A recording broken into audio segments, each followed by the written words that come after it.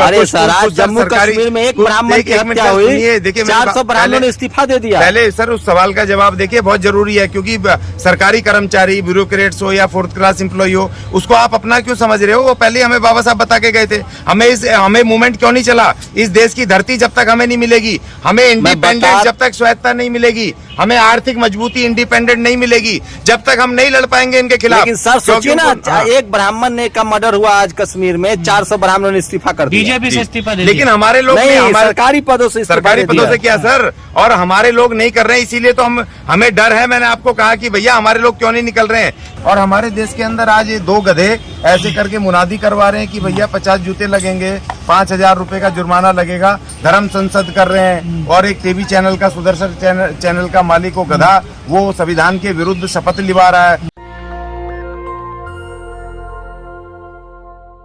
कि हमले हमारे संविधान से लेकर के और पूरे देश में जो SC/ST के कम्युनिटीज के ऊपर अलग अलग इलाकों में हो रहे हैं, तो डर उससे लग रहा है कि भैया जो हमारे लोग कर्णधार थे, लड़ने वाले थे, जिस समय काशीराम जी जब लड़ रहे थे, अकेले लड़ रहे थे, हमारा समाज इतना जागरूक नहीं था, पढ़ा लिखा नहीं था, गांव-गांव में रहते थे, तो उसके बावजूद उन्होंने इतना बड़ा मूवमेंट खड़ा कर दिया लोगों को जगा करके। और आज जब हमारे सैकड़ों पढ़े लिखे लोग हैं और जब शहरों में रह रहे हैं, सोशल मीडिया है, सब कुछ है, हर चीज से ताकतवर है, आज वो घरों में बैठे हैं, तो डर इस बात से लग रहा है, उनसे नहीं लग रहा। वो ज्यादा क्या करेंगे? वो पीटेंगे, मारेंगे, खत्म कर देंगे जान से। इससे बड़ी बात कुछ नहीं है। लेकिन डर हमें अपने उन लोगों से लग रहा है जो घरों में बैठे हैं। सर्दी होती है तो कहते हैं बहुत सर्दी हो रही है, निकलते नहीं है रजाई ओढ़ के।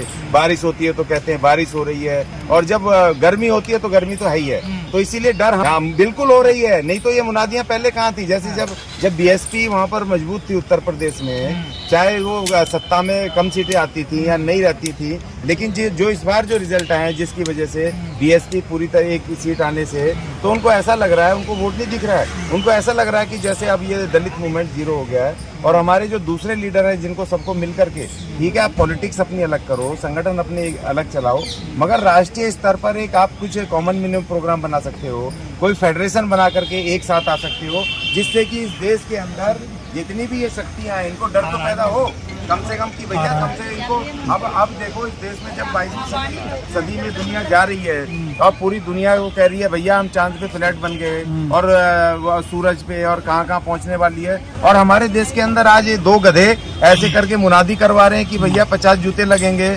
5000 रुपए का जुर्माना लगेगा। तो ये शर्मनाक घटना ये उस प्रशासन, उस राज्य की सरकार और उस देश के प्रधानमंत्री और मंत्रियों की है कि इमीडिएट उस आदमी को पकड़ के जेल में क्यों नहीं डाला? क्यों इस बात की जरूरत पड़ी कि वो सोशल मीडिया पर जब तक वायरल ना हुआ, जब तक कि लोगों ने हल्ला नहीं मचाया, उसके बाद भी उसको बड़े प्यार से अरेस्ट कर रहे हो आप? और उसमें जो धाराएं भी आपने लगाई हैं वो ठीक नहीं लगाई हैं। तो इनको ये जवाब देना पड़ेगा। ये जो रिस्पॉन्सिबल हैं, जो यहाँ बैठे विश्व गुरु बनाने की बात कर रहे हैं, संविधान को तोड़ने की बात कर रहे हैं, धर्म संसद कर रहे हैं, और एक टीवी चैनल का, सुदर्शन चैनल का मालिक वो गधा, वो संविधान के विरुद्ध शपथ लिवा रहा है अम्बाला में, और ये सरकार उसको अरेस्ट नहीं कर रही है, देशद्रोह का केस नहीं लगा रही है। और कोई आंदोलन करें, मजदूर आंदोलन करें अपने हक को लेके, आदिवासी आंदोलन करें अपने हक को लेके, ST करें, महिलाएं करें, तो उन पे सीधे धारा लगा करके कि इससे भैया सुरक्षा को खतरा है, उसको जेल में डाल देते हैं। अब तो देखो इस वजह से कि इन्होंने ये जो अपना खत्म कर दिया देशद्रोह का, सुप्रीम कोर्ट ने कम से कम कुछ राहत मिली है उन लोगों को जिनको बेगुनाहों को अंदर किया हुआ था। तो आप उन लोगों को तो नहीं पकड़ रहे भाई, कि जो खुलेआम देश के संविधान के विरुद्ध बात कर रहे हैं, देश तोड़ने की बात कर रहे हैं। अब उसके एक चैनल पे उसने कहा था, जो कश्मीर फाइल का वो डायरेक्टर, की भैया हम ब्राह्मणों को अलग देश दे दो। मतलब आप अलग देश की मांग कर रहे हो और दूसरे लोगों को कहते जो किसान मोर्चे पे बैठे रहते हैं कि खालिस्तानी है। तो भैया ये भी तो अलग देश की मांग कर रहा है, इसके खिलाफ भी तो देशद्रोह बना के जेल में डालो। इसने कैसे कह दिया ब्राह्मणों को अलग देश चाहिए? तो ये किसी जाति का देश नहीं है, ये किसी कम्युनिटी का देश नहीं है, ये देश पूरे देश के लोगों का, जो भी इसमें रहते हैं। और बाबा साहब ने लिखा प्रेम्बल ने, we the people of India, हम भारत के लोग। और आज तक इस देश के में तमाम लोग भारत के लोग नहीं बने, कोई तो अपनी अपनी जातियों में बटे हैं, धर्मों में बटे हैं, भाषाओं में बटे हैं। और जिस तरह से हमले हो रहे हैं, हमलों से तो हम नहीं डरते, मगर डर इस बात का कि जो उस हमलों को लड़ने के लिए जो क्रांतिकारी योद्धा मान्यवर काशीराम जी, बाबा साहब और दूसरे हमारे जो योद्धाओं की तरह होने चाहिए, तो वो मैदान में नहीं है। आज हमारे जो मूवमेंट था बिल्कुल जीरो हो गया। उसीलिए आज हम यहाँ जंतर मंतर पे बैठ करके हम कह रहे हैं कि भैया कड़कती धूप में 45 डिग्री टेम्परेचर में निकलो। हम साइकिल चला रहे हैं, कि भैया निकलो, अब कमरों से बाहर निकलो, बाबा साहब मत बनो, तुम्हें अब यहाँ उनका कानून यही बन करके उनको लोगों के बीच में जा करके इस संविधान को बचाना है, अपने लोगों को बचाना है। इस बात से हमें थोड़ा डर लगा। देखिए बाबा साहब ने पहले ही कहा था कि भैया जो संविधान है इसको लागू करना पड़ेगा, ये अपने आप लागू नहीं होगा। लेकिन जो लोग सत्ता में आए उनका जो विचार था मनुवादी विचार था, भेदभावपूर्ण विचार था। हमने इसमें एक मांग आज के उसमें आंदोलन में ये भी रखी है कि भैया जो संविधान का आर्टिकल 17 जो 26 जनवरी 1950 को बाबा साहब बोल गए थे कि आज से अनटचेबिलिटी खत्म की जाती है, अस्पृश्यता खत्म की जाती है, तो भैया आज 75 साल हो गए, आज क्यों नहीं अस्पृश्यता खत्म हुई? अस्पृश्यता मतलब जातिवाद। तुम अगर हमसे छुआछात करते हो, जब तो घोड़ी पे नहीं बैठने देते, जब तुम हमसे छुआछात करते हो तभी तो तुम हमें आज भी मुनादी करके कहते हो कि हमारे ट्यूबवेल पे नहीं आएगा, तो हमारे खेत में नहीं आएगा। तो हमने इसमें मांग की है कि भैया एक तो आर्टिकल 17 लागू करो और दूसरा हमारे लोगों को एक एकड़ खेती की जमीन दो, जिससे कि अगर कोई इस तरह का गधा अगर आ जाए, कोई अगर जातिवादी व्यक्ति, तो हमें उसकी जरूरत नहीं है। हम जब तक सेल्फ डिपेंड नहीं होंगे, हमारे पास रोजगार नहीं होंगे, अपने खेत नहीं होंगे हमारे ऊपर, तो इस तरह के गधे हमारे साथ करेंगे, बहिष्कार करेंगे हमारा। हम उनकी बात नहीं मानेंगे तो कहेंगे इनकी पगार मत दो, इनको यहाँ से दुकान से सामान मत दो, इनको खेती में मत आने दो, हमें खेती दे दो। भाई तुम अपनी खेती करो, हम अपनी खेती करेंगे, दोस्ती करनी है तो आ जाना, नहीं तो भैया अपना अपना हम हिसाब से करेंगे। इसीलिए हमने सरकार से मांग की है कि 22.5% इस देश की धन, धरती और शिक्षा में हमें हमारा हिस्सा चाहिए।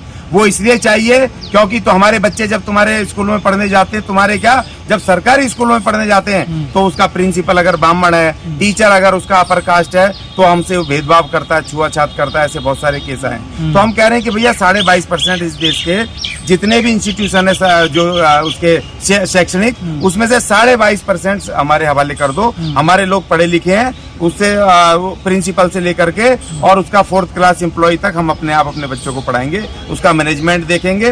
अब हमें 22.5% हिस्सा चाहिए, इसलिए हम आज यहाँ बैठे हैं और आज हम यहाँ से ऐलान करके जाएंगे और पूरे देश में हम इसको लड़ाई को मूवमेंट को आगे बढ़ाएंगे। एक जगह आपका आरक्षण पूरी तरह से लागू है, वो है पॉलिटिकल लीडरशिप, संसद, विधानसभा। वहां आपके लोग बैठ के क्या कर रहे हैं?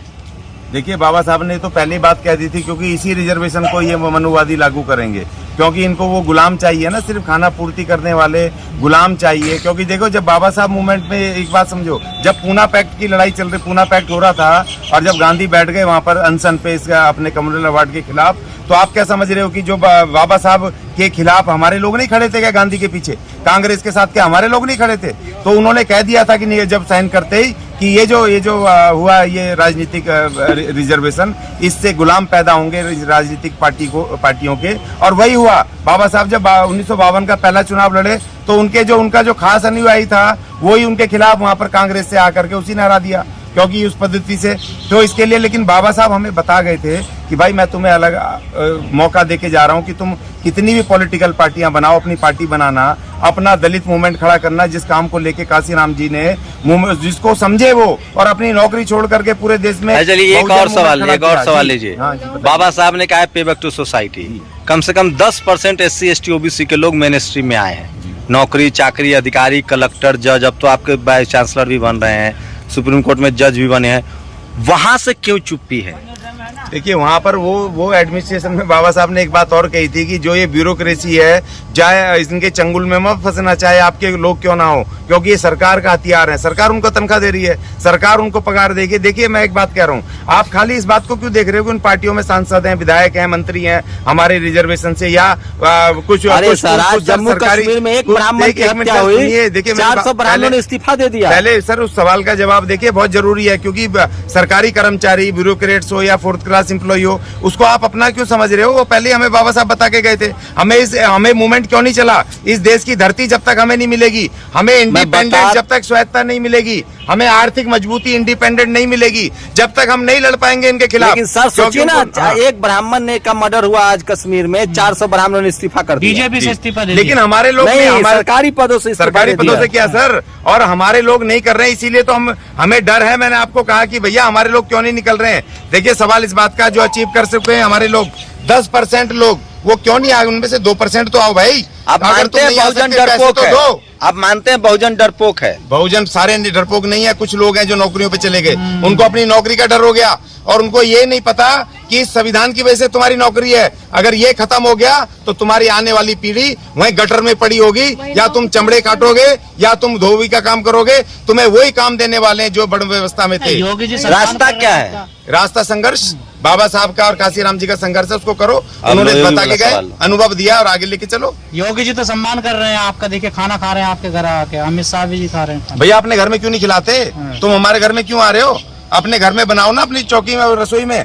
अपने उनसे अपनी बहन बेटियों से बोलो कि खाना बनाओ, हमारे दलित भाई आ रहे हैं, और उनको फिर वहाँ खाना खिलाओ, तब मानेंगे ना। आपको पॉलिटिकली तरीके से हमारे घर आके खाना खाते हो, जब वोट लेना होता है तुम अपने घर ले चलो ना। भगवान वाल्मीकि ने रामायण लिखी, रामायण राम राज से आपको क्या दिक्कत? सर ये वाल्मीकि जी का इशू मंच नहीं है, इसमें मैं कोई कमेंट नहीं करूंगा। ये हमारा पॉलिटिकली संविधान 40 है, संविधान में जो हमारे अधिकार हैं उसके ऊपर चर्चा है। राम राज्य चल रहा है, राम राज कह रहे हैं, वाल्मीकि महाराज का राज ला रहे हैं। संविधान राज को से खुश हैं।